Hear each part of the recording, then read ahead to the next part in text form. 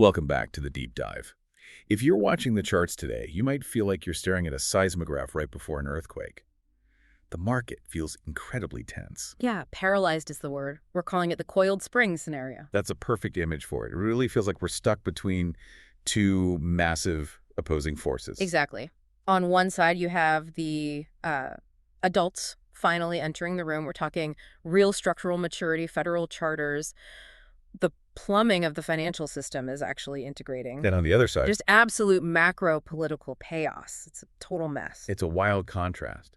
It feels like the infrastructure is getting this Ferrari engine upgrade, but the road we're on, the macro economy, is just crumbling. It is. And what's really striking is how fast the narrative flipped. I mean, just 48 hours ago on Monday, we were talking about, what was it, the weather? The weather, right.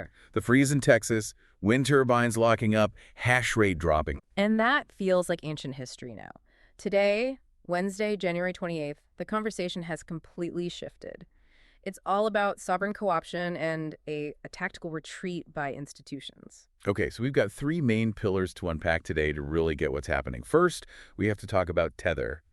They dropped a huge announcement about something called USAT. Which is a total strategic pivot for them. It's probably the biggest stablecoin news since the Genius Act passed last summer. Second, the money. We need to look at the money leaving the ETFs. The flows have flipped from green to, well, very red in the last day. A dramatic flip. And third, this fascinating AI arbitrage story. Bitcoin miners are suddenly thinking they might rather be high-performance data centers. Exactly. And our mission today is to connect those dots. We need to explain why the ecosystem is, growing up on the infrastructure side, but totally locking down when it comes to price. And there's a spoiler here, right? A lot of this has to do with the very messy situation brewing in Washington, D.C. Oh, yeah. It's all coming to a head this Friday. All right, let's start with that big headline, Tether. For years, they've been the cowboy of the crypto world, the offshore giant, unregulated. Always dodging questions about where the money really is, who's holding it. That was their whole brand. But today, they launched USA. Look, this is a capitulation, plain and simple. But, and this is so important, it's a strategic capitulation. Tether has always lived in that offshore gray market. That was their bread and butter. Right. They serve the unbanked, the cross-border trade that couldn't touch the U.S. banking system. They thrived on being outside the fence. But now, with USA, they're explicitly designing it to comply with the Genius Act from last summer. The Guiding and Establishing National Innovation for U.S. Stablecoins Act. I do love the acronyms they come up with. Me too. But let's get technical for a minute because our listeners know the basics. What makes USA different from the USDT everyone knows and uses? The plumbing is completely different. This is where it gets really interesting for institutions. USDT is issued by a Hong Kong entity. It lives outside U.S. jurisdiction. USAT, on the other hand, it's being issued by Anchorage Digital Bank. Okay, pause there. Anchorage. Why does that name matter so much? Because Anchorage holds a federal national trust bank charter. They're regulated by the OCC. Office of the Controller of the Currency. The very same regulator that oversees JP Morgan, Bank of America, the giants. This isn't some state license. This is federal banking oversight. So it's effectively a bank-issued token. Right. USA is a digitized dollar living inside the federal banking perimeter. Precisely. And it goes even further. The reserves for USAT aren't in some black box we just have to trust. They're custodied by Cantor Fitzgerald, Who is a primary dealer. Right. And for anyone who doesn't follow Fed mechanics, a primary dealer is a critical job. These are the institutions that trade directly with the Federal Reserve. They are the plumbing of the Treasury market. So this is Tether, trying to look as clean as a whistle. 100% backing by T-bills and cash, held by a primary dealer. Exactly. So the big question is, why now? Tether is already the king. They dominate the global market. Why bend the knee to U.S. regulators and invite all that scrutiny? It's a bifurcation strategy. Think of it like they're splitting their personality. They realize they can't serve Wall Street with the same product they serve a merchant in a developing country. So they keep USDT as the offshore global tool. For emerging markets, for trade, for people who don't want or need U.S. oversight. And USDT becomes the squeaky clean onshore tool for U.S. institutions. They're building a walled garden. If you're a big pension fund in New York, your compliance officer would never, ever let you touch USDT. Too much regulatory hair on it. But USAT, regulated by the OCC, custodied by a primary dealer, that gets the green light. It effectively ring-fences their U.S. regulatory risk. They keep the cowboy business offshore, and they put the suit-and-tie business onshore to capture all that institutional flow. And frankly, it's an aggressive shot at Circle and USDC. It really does feel like the end of an era, the Wild West of stablecoins in G7 countries.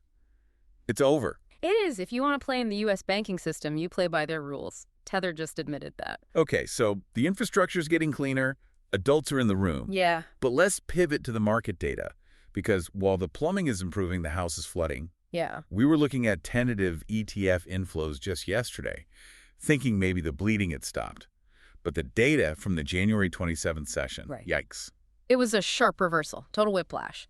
On the 26th, we saw about, 6.8 million in inflows. It wasn't a party, but it was green. Yeah, it looked like stabilization. It did. And then, bam, the U.S. spot Bitcoin ETF complex swung to net outflows of around $147 million.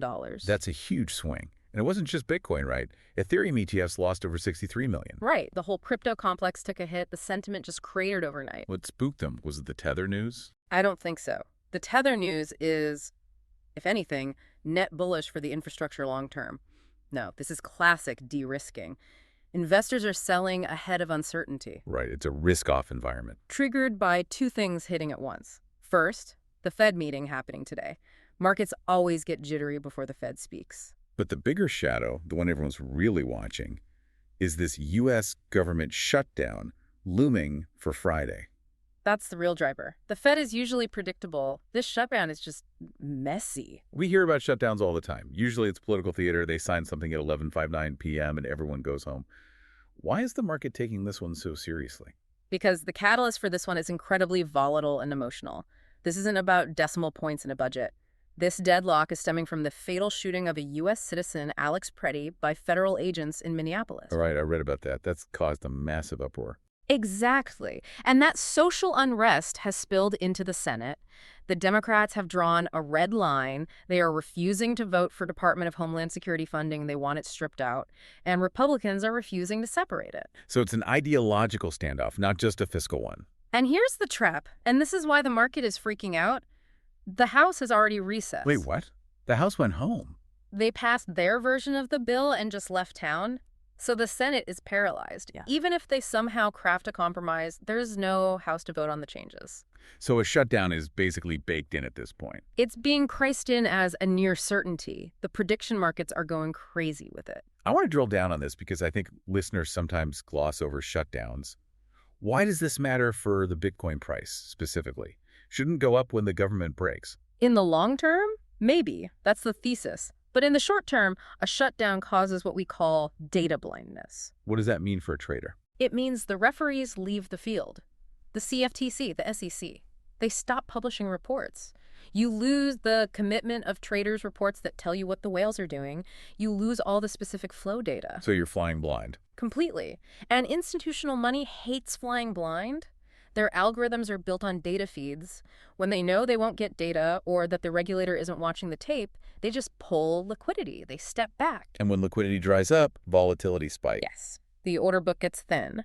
And that's why Bitcoin is currently trading like a risky tech stock, not like digital gold. It's being treated as a source of liquidity to cash out of. Which is so ironic given that actual gold just hit $5,000 an ounce. Exactly. Gold is acting like the safe haven right now. Bitcoin is acting like a leveraged bet on liquidity. And when politics dries that up, Bitcoin gets hit. Okay, so compliant stablecoins on one hand, but a government that can't stay open and a market flying blind. Let's pivot to the third pillar, the physical layer, the miners. This is where the story gets really, really fascinating for the next decade. This is a huge industrial shift. We touched on this earlier with the weather, but there's a bigger story now. Miners aren't just mining Bitcoin anymore. This is the energy arbitrage thesis playing out in real time. Just look at CleanSpark, one of the biggest, most efficient miners in the game. They just announced they're buying 447 acres in Texas. And a couple of years ago, that would mean one thing, a massive new Bitcoin farm. Usually.